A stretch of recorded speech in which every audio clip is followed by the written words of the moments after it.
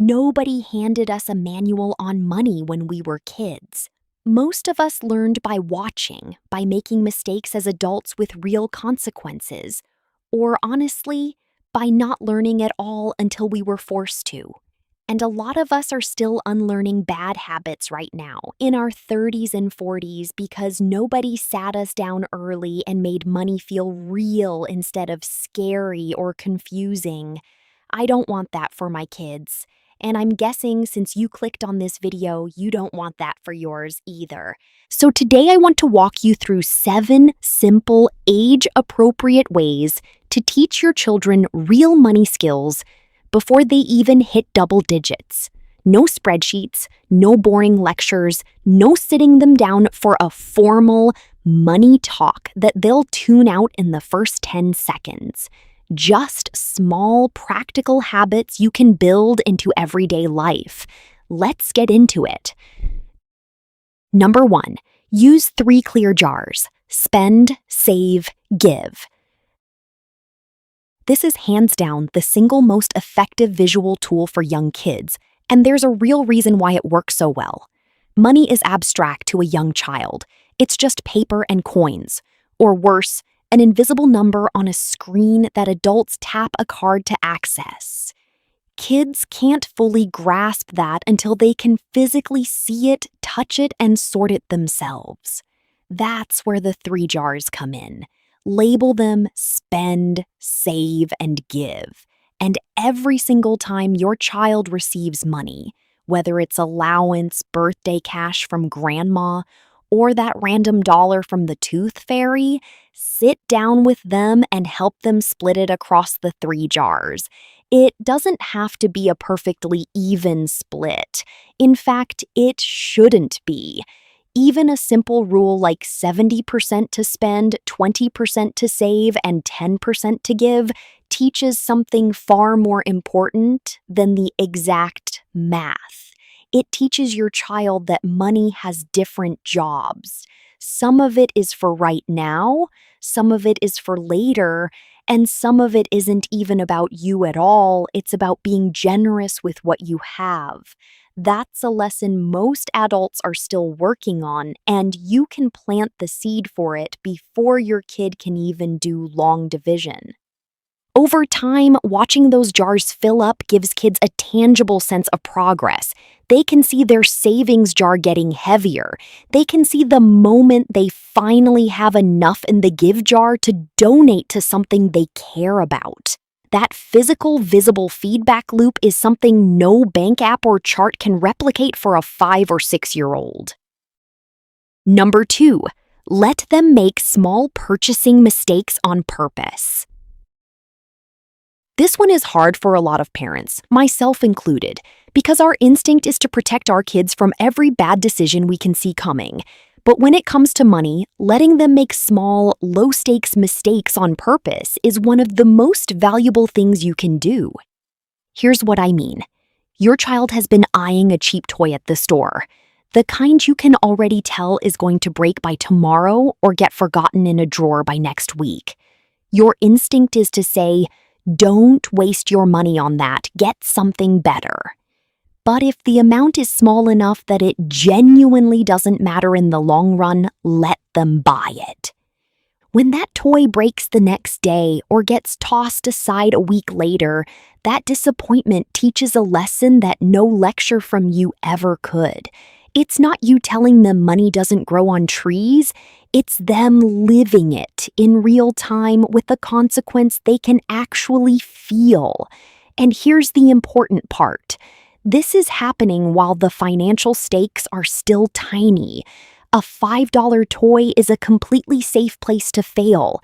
It's a much better place to learn that lesson than as a 22-year-old signing their first credit card application or as an adult making an impulsive 4-figure purchase they can't take back.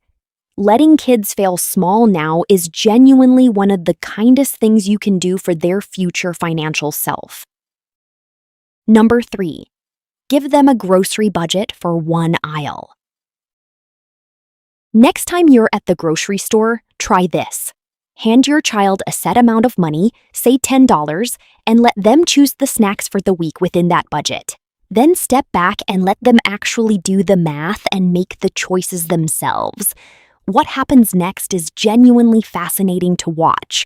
They'll pick up the name brand cereal, see the price, and have to decide if it's worth it compared to 2 cheaper boxes of something else. They'll debate between one big treat, like a fancy dessert, or several smaller snacks that stretch further across the week. These are real trade-offs, the exact same kind of trade-offs you make every single time you go grocery shopping, except now your child is the one making the decision and living with the outcome. This turns an abstract concept, the idea of a budget, into a hands-on decision they're actually making with their own hands and their own choices. They're not just watching you do it anymore. They're doing it themselves, and that ownership is what makes the lesson stick. Number 4, show them the household bills in simple terms. You do not need to sit your 7-year-old down and walk them through the full mortgage statement or your health insurance premium. That's not helpful, and honestly, it would probably just confuse or worry them. But giving them a real sense of scale in language they can actually understand makes a huge difference in how they relate to money as they grow. Try something like this. The electricity this month cost about what 20 of your favorite snacks would cost. Suddenly, a number on a bill that means nothing to a child becomes something they can actually picture. They know exactly how much 20 of their favorite snacks feels like, and now they have a frame of reference for what the electricity bill actually means in real terms. Kids who grow up understanding that the lights, the water, the groceries, all of it costs real money that someone has to earn and manage, tend to develop a natural respect for those resources. They start turning off lights without being asked. They think twice before leaving the water running, not because you nagged them into it, but because they actually understand why it matters instead of assuming everything in the house just magically appears and refills itself.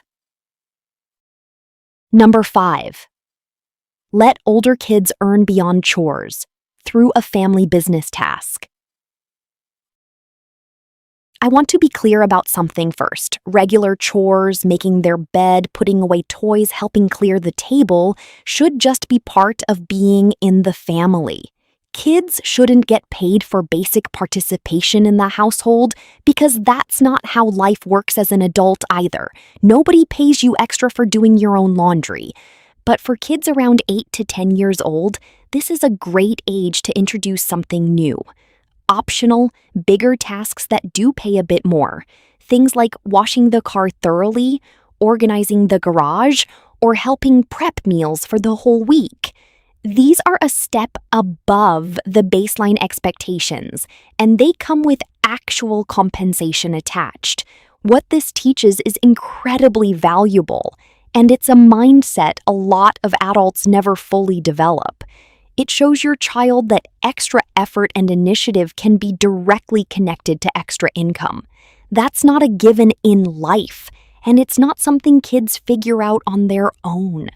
Some people go their whole careers waiting to be told what to do instead of recognizing the bigger task nobody's tackled yet and stepping up for it. Planting that seed early, that going above the baseline is how you create more opportunity for yourself, is one of the most valuable mindsets you can build in a child before they even hit middle school. Number 6, play money-based games as a family instead of screen time. This one is genuinely fun, and it doesn't feel like a lesson at all, which is exactly the point. Simple board games or card game that involve trading, saving, or strategic spending build real financial reasoning in a child's brain without them ever realizing they're learning anything. Rotate one of these games in once a week in place of a screen night. It doesn't have to be complicated or expensive, Plenty of games already sitting in most households involve some version of money management, trading, or resource decisions. The real value comes from what you do during the game. Talk through the decisions out loud as you play. Ask your child, why did you choose to save there instead of spend? Or what made you decide to trade for that instead of holding on to your money? That verbal reflection is what actually reinforces the thinking behind the game. Kids can play a game 100 times and absorb some of it by osmosis. But when you ask them to explain their reasoning out loud, you're turning a fun family night into an active exercise in financial decision making, and they don't even feel like they're being taught anything. Number 7. Let them see you make a financial decision out loud. This last one might be the most powerful of all 7, and it costs absolutely nothing. Kids learn far more from what they watch you actually do than from anything you tell them to do. You can give 100 lectures about saving money, and none of them will land as hard as your child simply watching you make a real decision in real time. Next time you're standing in a store deciding between 2 options or deciding to skip something you want in order to save for a bigger goal, say it out loud where your child can hear it. Something as simple as, I really want this, but I'm going to wait because we're saving for the trip this summer. That's it. That's the whole lesson. This models real financial reasoning happening in real time, with real trade-offs from someone your child trusts and looks up to more than anyone else in the world. It sticks far longer than any planned sit-down lesson ever could, because it's not a lesson. It's just you, living your values out loud and your child quietly absorbing exactly how a financially thoughtful person thinks. So that's all 7. The 3 jars for spend, save, and give. Letting them make small mistakes while the stakes are still low. Handing them a real grocery budget. Showing them what the bills actually cost in terms they understand. Letting older kids earn beyond the basics. Playing money-based games as a family. And letting them watch you make real financial decisions out loud. Here's the thing I want you to take away from this. You do not need a finance degree to raise financially confident kids. You don't need a perfect system, and you definitely don't need to have all your own money habits figured out before you start teaching theirs. You just need consistency and a willingness to include your kids in real decisions, even the small, everyday ones that don't feel like a big deal in the moment.